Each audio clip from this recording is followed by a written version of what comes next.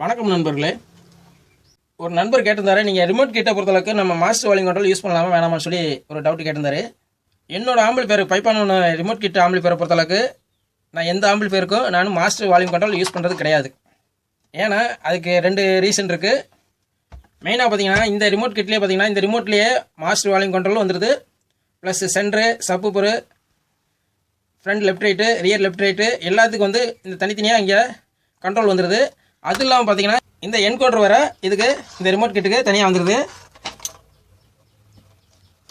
நம்ம இதுலேயே வந்து இதுவே நம்ம வால்யூம் கண்ட்ரோல் மாதிரி நம்ம யூஸ் பண்ணிக்கலாம்.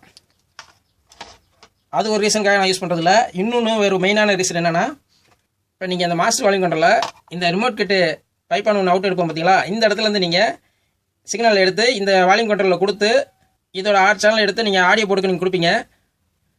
கொடுத்தீங்கன்னா என்ன பிரச்சனை வருதுன்னா, மெயினாக எனக்கு வந்து எஃபெக்டே இல்லை, கம்மியாக இருக்குது.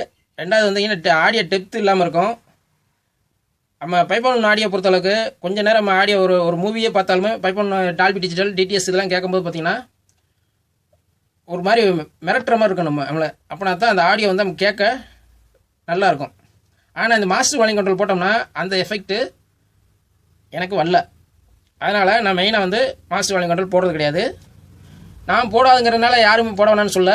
உங்களோட சைஸு, உங்களோட ஆம்பிளிஃபையருக்கு நீங்கள் யூஸ் பண்ணணும்னா தாராளமாக நீங்கள் மாஸ்டர் வால்யூம் கண்ட்ரோல் யூஸ் பண்ணிக்கலாம், எந்த பிரச்சனையும் இல்லை. எனக்கு வந்து அது வந்து சக்ஸஸ் ஆகலை, எனக்கு வந்து அது பிடிக்கல ரிசல்ட்டு, அதனால் நான் யூஸ் பண்ணல. ஒரு ஆம்பிளிஃபையரில் மாஸ்டர் வால்யூம் கண்ட்ரோலை யூஸ் பண்ணிக்கிட்டு ஒரு ஆடியோ நீங்கள் கேட்டு பாருங்கள். அதே ரிமோட் கிட்ட இந்த மாஸ்டர் வால்யூம் கண்ட்ரோல் போடாமல் நீங்கள் டைரெக்டாக ஆடியோவில் நீங்கள் யூஸ் பண்ணி பாருங்கள். அதோட ரிசல்ட்டு உங்களுக்கு தனியாக டிஃப்ரெண்ட் தெரியும். ரெண்டாவது, நான் ஆடியோ போட பொறுத்தளவுக்கு நான் அந்த எஸ்டிகே இருந்தாலும் சரி, இல்லை மாஸ்பெட்டு, இல்லை டிரான்ஸ் டைப்பு எதாக இருந்தாலும் நான் அதோட கெயினை வந்து நான் குறைச்சிருவேன்.